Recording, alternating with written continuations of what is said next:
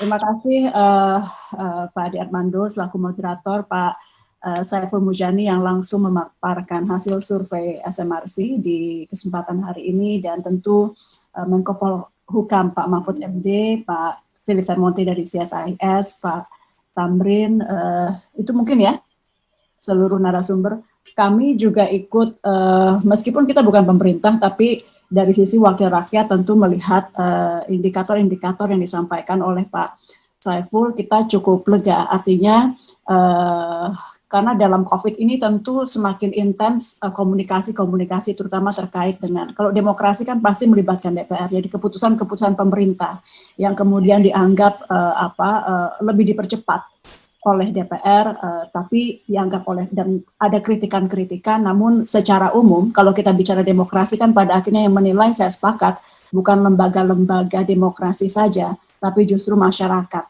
Dan hari ini kita dipaparkan bahwa meskipun ada sedikit penurunan terhadap tingkat pelaksanaan demokrasi, tapi angkanya masih cukup tinggi, tepatnya 67% begitu ya, yang menganggap pelaksanaan demokrasi ini cukup baik. Dan menurut saya dalam masa yang sulit seperti tantangan pandemi COVID-19 yang hari ini kita hadapi, angka-angka penurunan kami anggap gejala-gejala yang normal, yang insya Allah trennya bisa kita perbaiki, dan tadi trennya memang sudah mulai kelihatan ada perbaikan, dan mudah-mudahan jika kinerja pemerintah bisa digaspol lagi dengan lebih baik dalam berbagai aspek, maka tren ini bisa kembali terhadap angka tertinggi terhadap kepuasan pelaksanaan demokrasi di bulan Maret tahun 2020. Sebelum saya jawab dari Pak Adi Armando pertanyaannya terhadap demokrasi dulu, saya coba sampaikan tadi catatan-catatan sedikit, nanti bisa ditanyakan lebih lanjut. Preferensi terhadap atau komitmen masyarakat juga masih cukup tinggi di 71%. Kami dari Wakil Rakyat melihatnya bahwa angka ini adalah angka yang indikator yang cukup baik, dan kemudian tidak terlalu ada yang perlu dikhawatirkan, berbeda dengan gejala-gejala atau opini-opini. Jadi ini gejala data-data dari masyarakat yang kemudian hari ini kita lihat berbeda dari opini-opini yang dicoba oleh sebagian kelompok untuk dimunculkan, bahwa pelaksanaan demokrasi di Indonesia tercoreng, pelaksanaan Undang-Undang Dasar 45 juga perlu ditegakkan kembali. Kalau kita melihat di survei ini, berarti harusnya pemerintah dan DPR bisa on the track seperti yang dilakukan saat ini, dan tidak perlu terganggu dengan opini-opini yang memeriahkan, tidak apa itu bagian dari demokrasi, tapi berbeda dengan apa yang dirasakan masyarakat saat ini.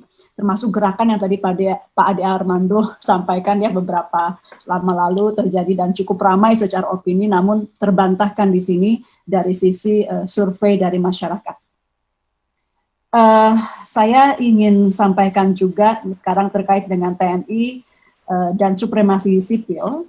Kalau keamanan tadi kan juga sudah cukup baik ya. Saya lihat bahwa yang merasa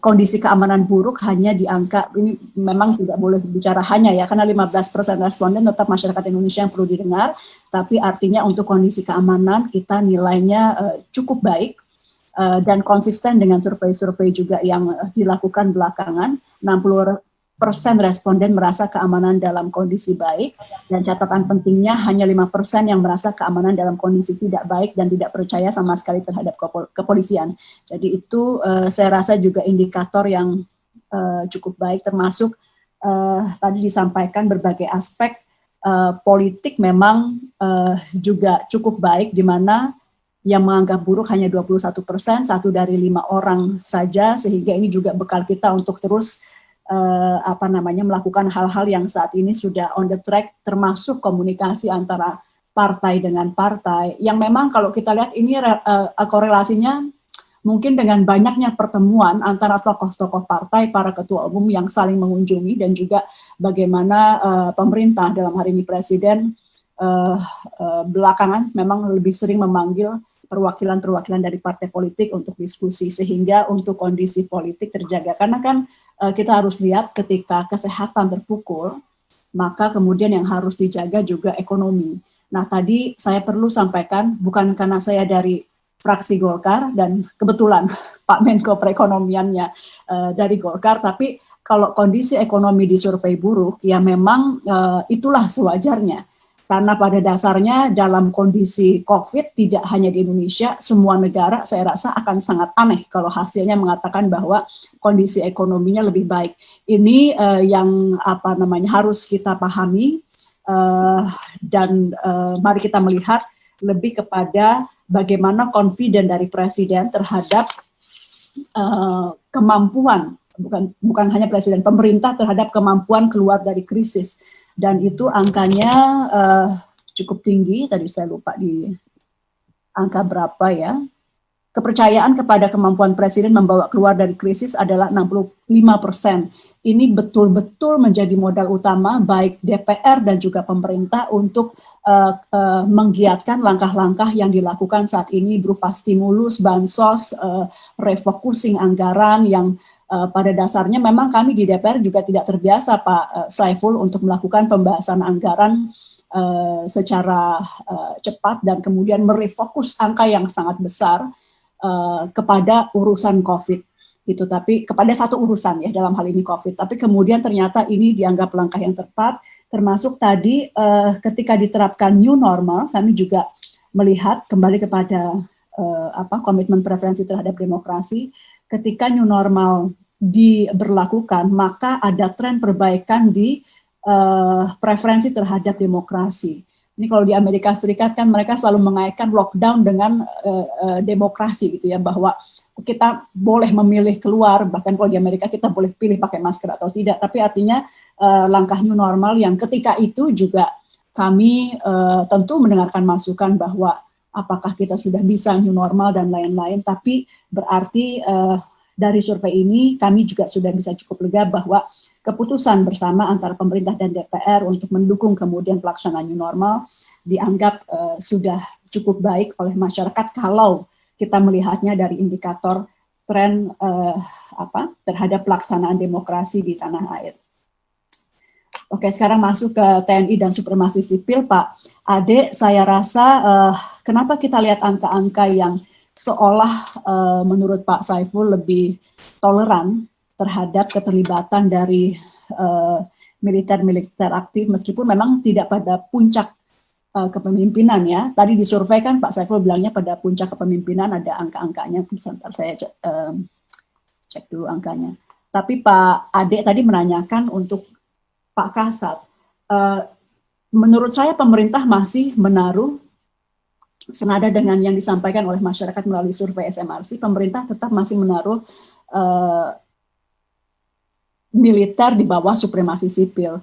Karenanya ketuanya untuk pelaksana Pak Erik, ketua komite kebijakannya Pak Erlangga Hartarto, Menko Perekonomian. Jadi mungkin dari Komisi 1 kami tidak terlalu khawatir terlebih dahulu. Kami sadar bahwa ini bagi teman-teman mungkin ada gejala-gejala yang perlu diperhatikan dan itu sah-sah saja. Tapi dalam hal ini karena Kasat ditaruh sebagai wakil, bukan pemimpin tertinggi di dalam komite untuk penanganan COVID, saya rasa itu masih dapat dipahami melihat skala tantangan yang begitu besar dan juga bahwa pelibatan TNI memang diperlukan dalam beberapa hal dalam penanganan COVID. Saya kembali ke pernyataan saya tadi, kenapa kalau kita lihat seolah ada toleransi yang lebih baik sedikit terhadap keterlibatan TNI, mungkin ini juga, kemarin saya juga lihat survei-survei sebelumnya di mana tingkat kepuasan masyarakat terhadap TNI tinggi. Ini mungkin karena sejak pertama penanganan COVID, peran-peran TNI yang sebelumnya tidak terlalu terlihat, kerja-kerjanya menjadi terbuka dalam hal misalnya pemulangan. Di awal sekali pemulangan warga negara kita, saudara-saudara kita dari Wuhan. Dimulai dari situ, kemudian juga ada rumah sakit militer yang digiatkan untuk penanganan pasien-pasien COVID, termasuk di Wisma Atlet, rumah sakit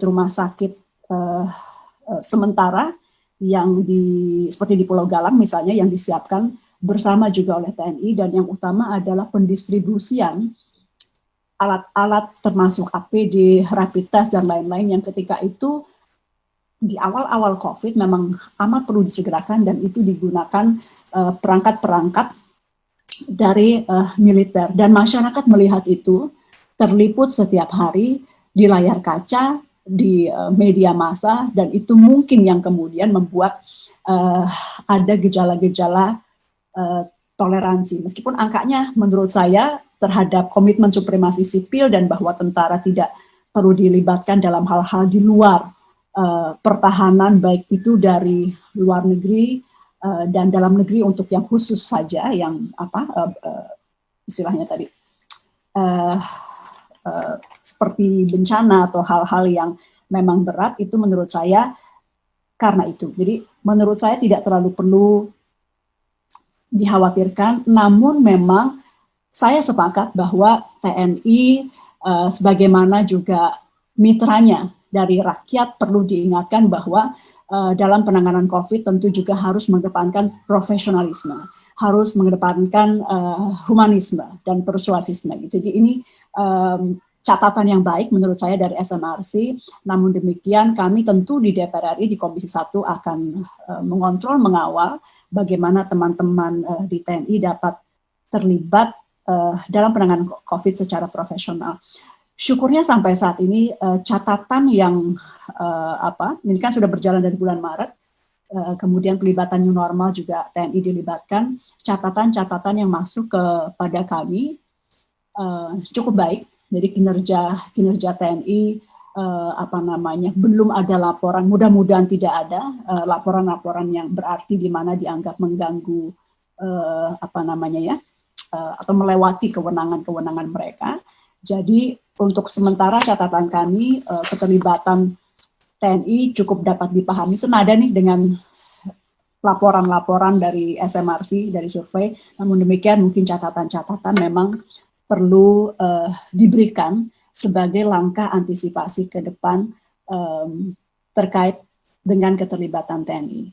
Mungkin itu, apalagi ya yang terakhir, cukup mungkin ya. Saya apresiasi SMRC dalam kondisi seperti ini, tentu kedekatan para pemangku kebijakan dengan nuansa kebatinan di masyarakat untuk hasil yang baik memang sangat penting. Jadi hal-hal seperti studi-studi atau survei-survei ilmiah seperti ini menurut saya akan sangat membantu baik pemerintah maupun DPR untuk meneruskan kebijakan, karena ini kan kondisi yang memang belum pernah terjadi. Jadi kami pun sebetulnya kadang-kadang ada keraguan apakah langkah ini tepat, apakah langkah ini tidak tepat, dan survei-survei dari masyarakat ini membantu sekali untuk membuat kita tahu langkah ke depan arahnya baiknya seperti apa. Terima kasih dari kami, itu mungkin Pak Ade Armando.